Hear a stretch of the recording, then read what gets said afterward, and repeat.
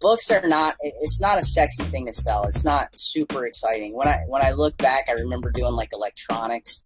I would get things for $50 and sell them for $300. I heard that cha-ching, and that's really exciting. So with books, you kind of lose that. That doesn't happen very often. It's just consistency.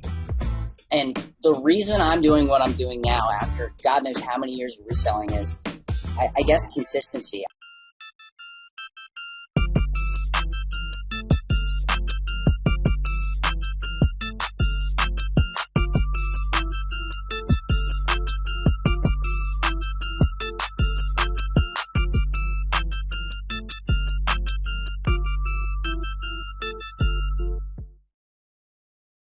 What's going on, everybody, on YouTube and iTunes? Steve Raiken here. Welcome to episode number 14 of the Raiken Profit Show.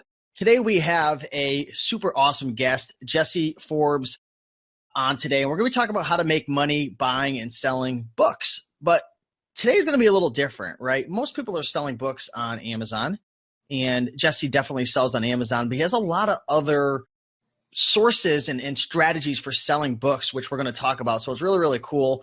For the people watching on YouTube, if you can actually see Jesse right now, and I'll panel into him right now, behind him, there's a whole bunch of books. And all I can tell you right now is he's not sitting at his local library. Okay. So we're going to dive into it. But Jesse, what's going on, my main man? How's life? What's new with you? Awesome, man. Thanks for having me. Everything's great. We're killing it with the bookstore. I know that we did this, how long ago? 6 or 7 months ago. A while ago. Yeah, it was a while ago. So we've about tripled our size there, and we just keep on going.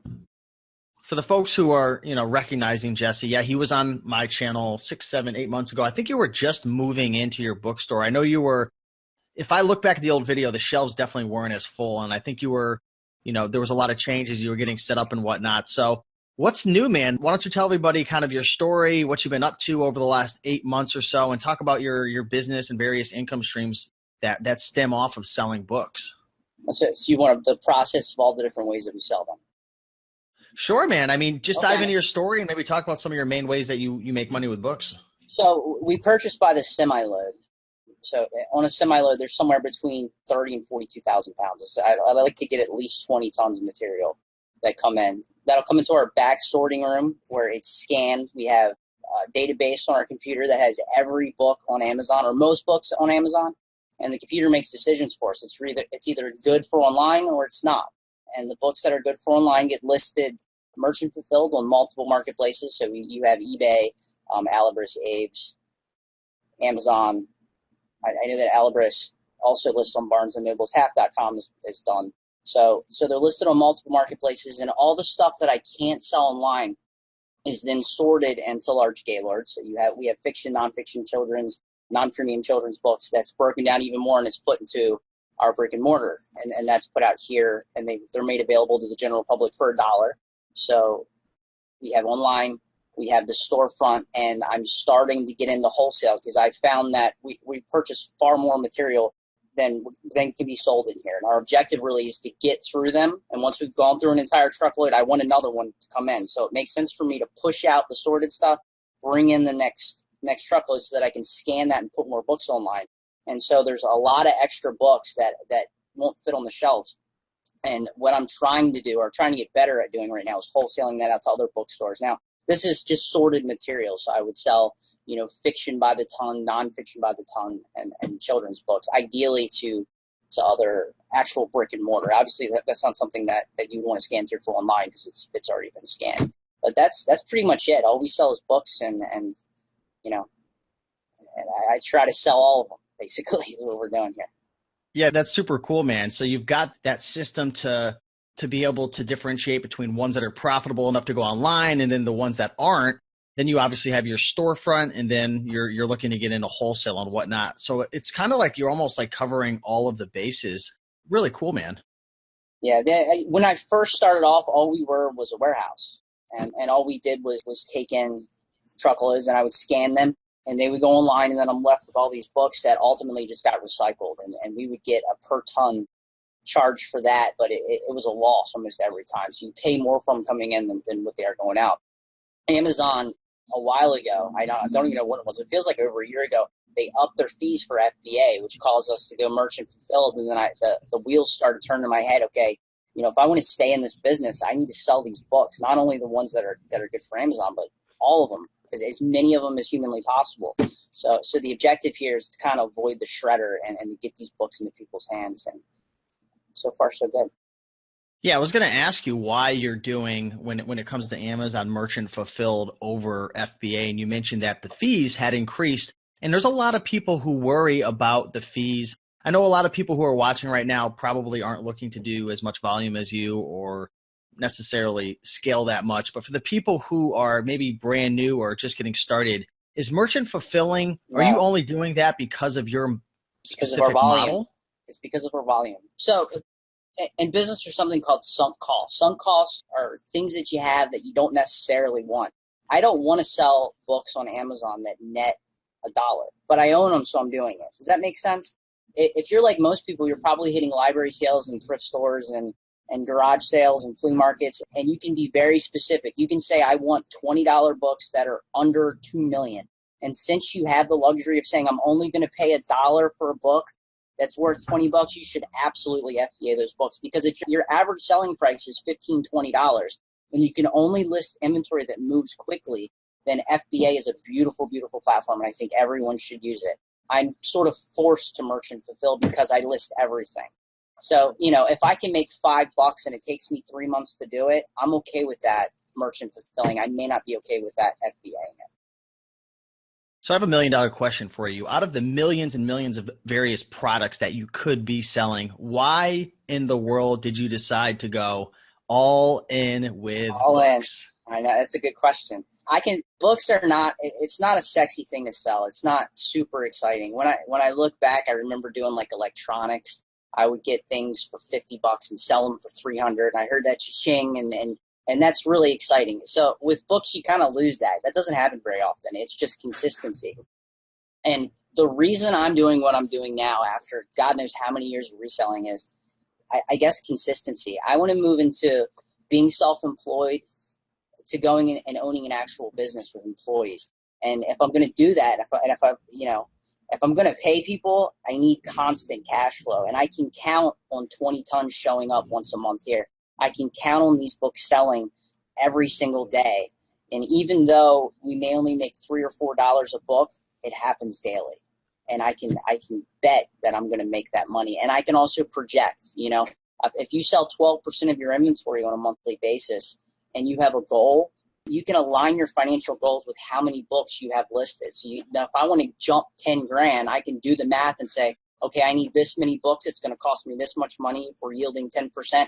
How do I get there faster? And then just focus on your process and get there. So I guess all that rambling boils down to consistency and the ability to count on tomorrow happening. I can't necessarily count on, finding that $300 eBay item every single day, but I can count on selling 12% of my inventory on a monthly basis. And let me just say, I love eBay. I had the time of my life picking. I love doing that. I encourage people to do that. It's an awesome hobby, but I just, I want the consistency and I want things to come to me and I want to process it right here. And I don't want to have to run around and try to get lucky. Does that make sense? Yeah, no, it definitely makes sense. And one thing I wanted to add to that is, when somebody's new, don't think that what you start with necessarily has to be the end game. Like for me personally, and just watching your journey evolve, each business that you start when you're new to, 2 years out, 5 years out, it's almost like a stepping stone to something bigger and better for you. There's no right or wrong business or business model, but it's what's right for you. And I've noticed that you've really jumped upon multiple stepping stones to where you are today. Yeah, it's definitely been a journey. And to be honest, as I look back, the funnest I had, like the most excitement that I had was when I was picking, when I was going out to thrift stores and finding things. I enjoyed that a lot more. This is a lot more of a grind. I love books. I'm never going to do anything else, but this is far more of a grind than going out and finding those home runs. Yeah. Before the show, we were chit-chatting, and I asked him to do a little digging in terms of how many Because he's had his brick and mortar bookstore, the store you see behind him with all the books and stuff. And I think you said your main area is around like what, 1,800 square feet to 2,500 if you include a couple things. What we're looking at in this closed-in area is about that, yeah. But we go beyond that. There's a, I don't know if you want to get into that. It's more, but this store that I'm in right now, Right. it's about 1,800, yeah. But the cool thing I was going to get to, Jesse, was you've been running that brick and mortar bookstore. And first of all, I think brick and mortar is super cool because, and we were talking about this as well, nobody can shut you down. You know what I mean? Besides like the state or whatever. But I mean, like Amazon can't come in and be like, you know, you got a Fees are 3 or going a up. 4-star, or Yeah. fees are going up or this and that. But you actually said it was kind of a guesstimate, so this isn't in stone, but over the last 8 months, you've sold around 39,000 books in your bookstore, give or take a few thousand or so. But that's really cool, man. 39,000 books. And those are books that essentially you would have normally, like if you didn't have a brick and mortar bookstore, where does that go? Just in the trash or back shredder. to Savers. Yeah. It gets turned into toilet paper. Quite honestly, they shred it and then turn it into paper products. That's what would have happened to it. Yeah, that's pretty crazy. 39,000. So let me ask you another question. Who is a bookstore right for and who is a bookstore not right for in terms of somebody who maybe they love selling books? Maybe think back to yourself a couple of years ago. They love selling books. They want to start scaling. They've realized that they can only scale to a certain extent when it comes to like library sales and, garage sales and thrift stores. Who's a bookstore, a physical brick and mortar bookstore for, and who's it not for? So it's for anyone that's purchasing in bulk. If you're buying books by the ton and you have a lot of material that can't be put online, that makes perfect sense, right?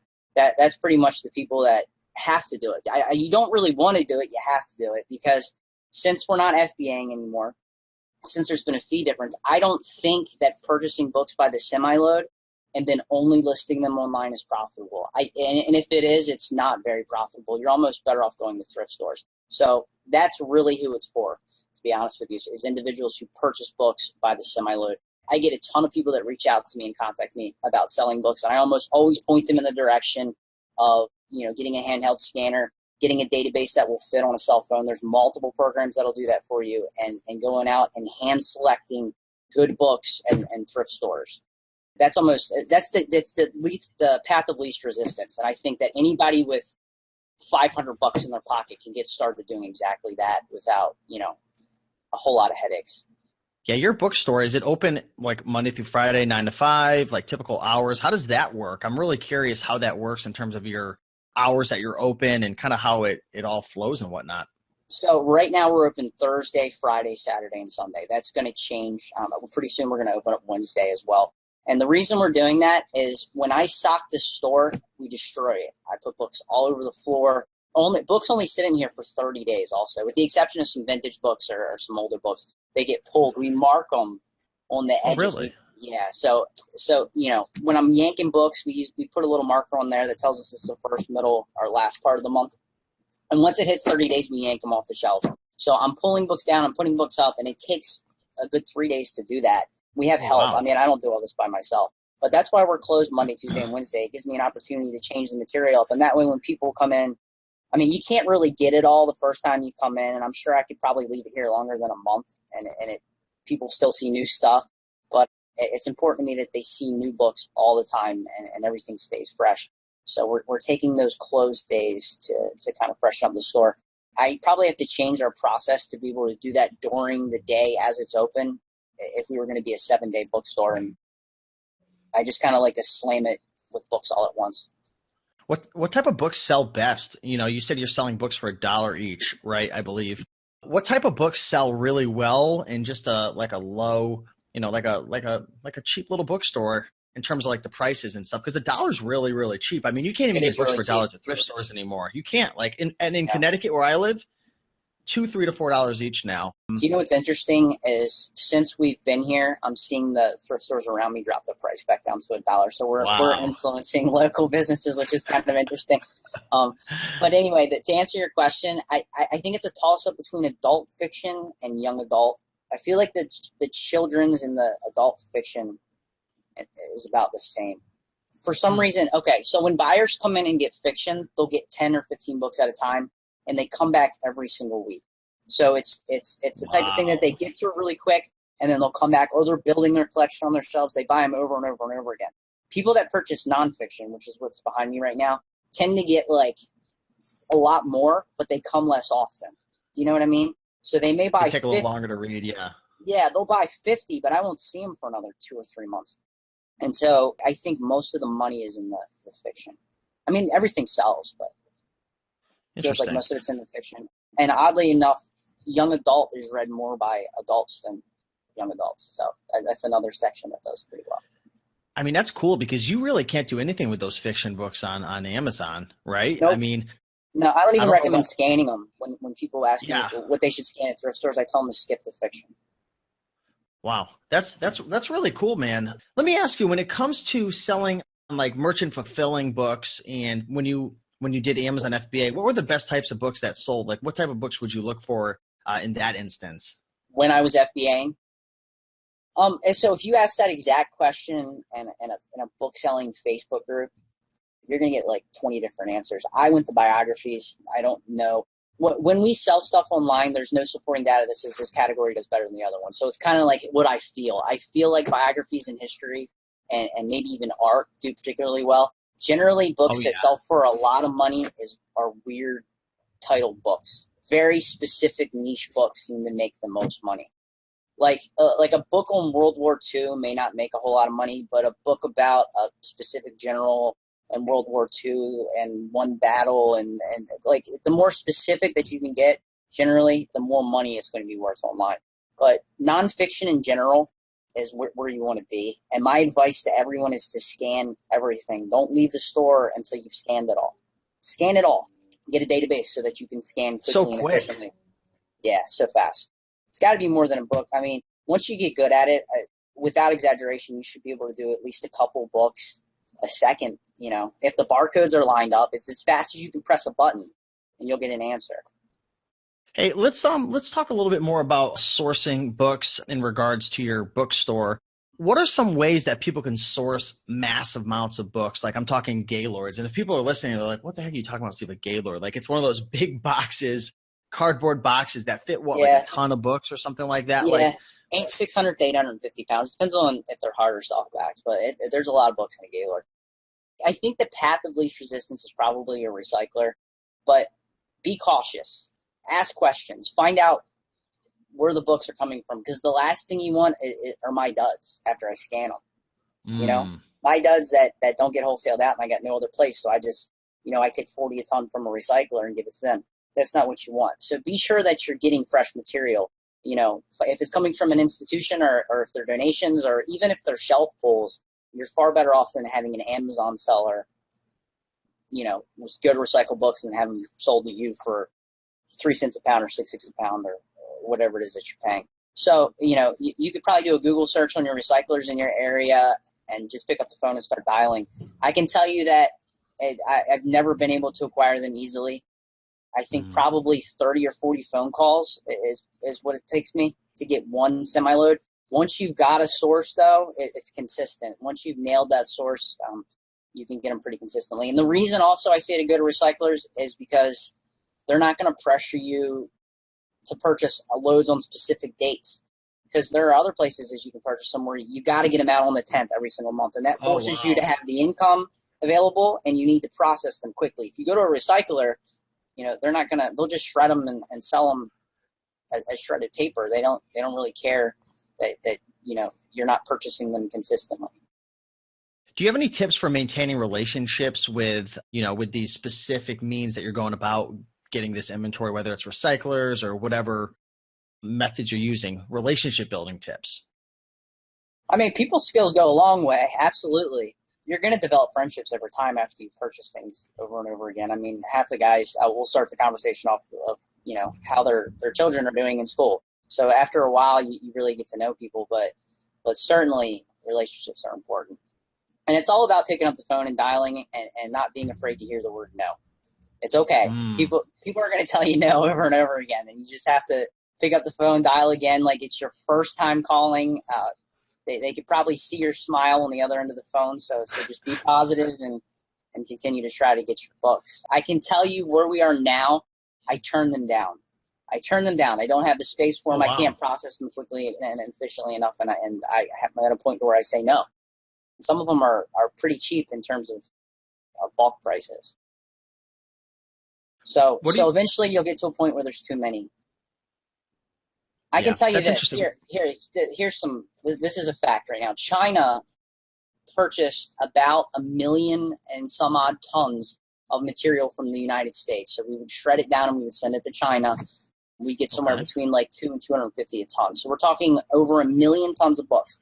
So they're not doing that anymore. They're not taking the book. So, moving Why is forward, that? I don't know. I don't know if it's politics. I don't know what the deal is. I don't know if it's their industry. I don't know if they get better material. I just know they're not doing it. You can Google it, and you'll see what I'm talking about. So, next year there's going to be 1 million extra tons of books right here in the United States. I don't know what we're going to do with them, but they're going to be here. So theoretically prices should be dropping. Now you can't recycle and get paid as well, obviously. But, if the supply goes up, the demand remains the same, I'm going to assume that the price is going to drop, and they're certainly going to be more abundant. So, this may be a good year to get into bulk if that's something you're interested in. What do you think is the biggest mistake you've ever made when it comes to running a book selling business? Now, this could apply to merchant fulfilling or when you were FBA or your bookstore, but what's one big mistake that you're just like, okay, guys, listen up, do not make this mistake that I made? Maybe reflecting back, you're like, wow, I could have made much more money, or it was very inefficient. Yeah, but we covered it. My biggest mistake, and I'm upset thinking about it now, is purchasing an FBA seller's duds. Ask questions on the phone. Ask questions and use common sense. If it doesn't feel right, it's not right. I mean, not everyone is an honest person that you're speaking to. Make sure, that your intuition is good, and you spend a little bit of time before you wire your money.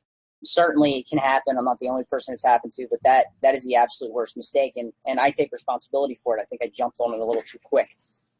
Take the time to make sure that your purchase is good. Ask questions. How did you find out though that How did I it find? was I was like, waiting for the question. So a buddy of mine also has a buyback website. He does bulk just like I do, and they basically put their ISBN on the webpage and they sell them textbooks, right?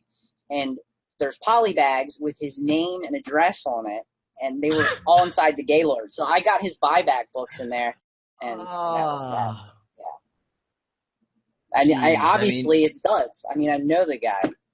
I know him personally, and then like the recyclers thought I didn't. Yeah, I knew immediately, but it only happened once.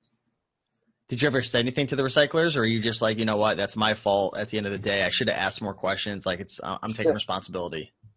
I mean, I was told that it was a load from a thrift store, but I guess it's neither here nor there. It's over with now. I actually pulled a little value out of it. I at least got my money back, and then we moved on. That's, and that's a valuable lesson that you just dropped right there, Jesse. Like, we're all going to make mistakes. And some people, like Mike Tyson says, I think it was Mike Tyson, it's somebody said it along the lines of like, it doesn't matter how hard you get punched or something along the lines of like, you get punched, you get knocked down, but like it's the winners get back up again, right? You know what I Yeah, mean? Like, absolutely. are you going to what are you going to do? Like, you're always going to get punched in the face as an entrepreneur. Like, you can't expect to like not get any bruises or any scratches or whatever. Like, that's part of the game. And I feel like that's why a lot of people, are an employee versus an employer because, it's Pick it back a little up. bit safer. You know what I mean? Like, so, I mean, how many Yeah, times have you dealt with things like that, man? Like, have you trained your brain to like, listen, like when I get knocked down, like it's just part of the game. Like I've got to get back up that's again. it. Yeah, it doesn't stick with me. Like the fees when we had tens of thousands of books in FBA, and I got an email that said this isn't going to work anymore, right? We need to destroy them all. When that happened, I know countless people that just stopped, and I was upset for 2 days. I mean, that was uncontrollable. I was just upset for a couple of days, and then we readjusted. Opened up a bookstore. We started merchant fulfilling. So, it's and you know what? It's not the last bad thing that's going to happen. Other bad stuff's going to happen. You know it is. Mm. And you just kind of push through it and move on. If you're making good decisions, the good will almost always outweigh the bad. Things always do change though in They business. do. They always do. And like you even just see it like in the reselling game, like a lot of people were, doing retail arbitrage and then all the brand restrictions happened. So people are Yep. moving over to OA. And then there's other people who are like, well, okay, how long is OA going to last? Like, I'm going to do private label because I have my control and wholesale. And you took the signs and said, okay, like, I don't like the fact that they're controlling the fees, all the distribution, everything. And you started your own bookstore. I think, honestly, not necessarily even for the money, but for the control and for like the peace of mind. Am I on the right track? Absolutely. Absolutely. It's scalable too. Not only, I mean, it's not the beauty of the internet and FBA is that it was a scalable process. You know, you can run it from a studio apartment. This is also scalable. You just open up another bookstore. You just got to go out another 50 or 60 miles. And if it's working here, it's probably going to work there too. Man, that's cool, man. So I don't know if you had any final words when it comes to like selling books. I know we were kind of just like jumping around and just talking about the bookstore and whatnot. And hopefully people found value in this because I think it's just really interesting. Like every single day I meet somebody new who has a different way to make money online. And most people aren't doing what you're doing, which I thought was really unique. But what advice do you have for people out there who they're trying to find their way? Maybe it's with books, maybe it's merch fulfilling or FBA or a bookstore or whatever it is, putting things on Barnes and Nobles. Like, what advice do you have for someone to find themselves a business model? I think in the very beginning, it's important just to get the income, the extra income that's necessary to do what you want to do.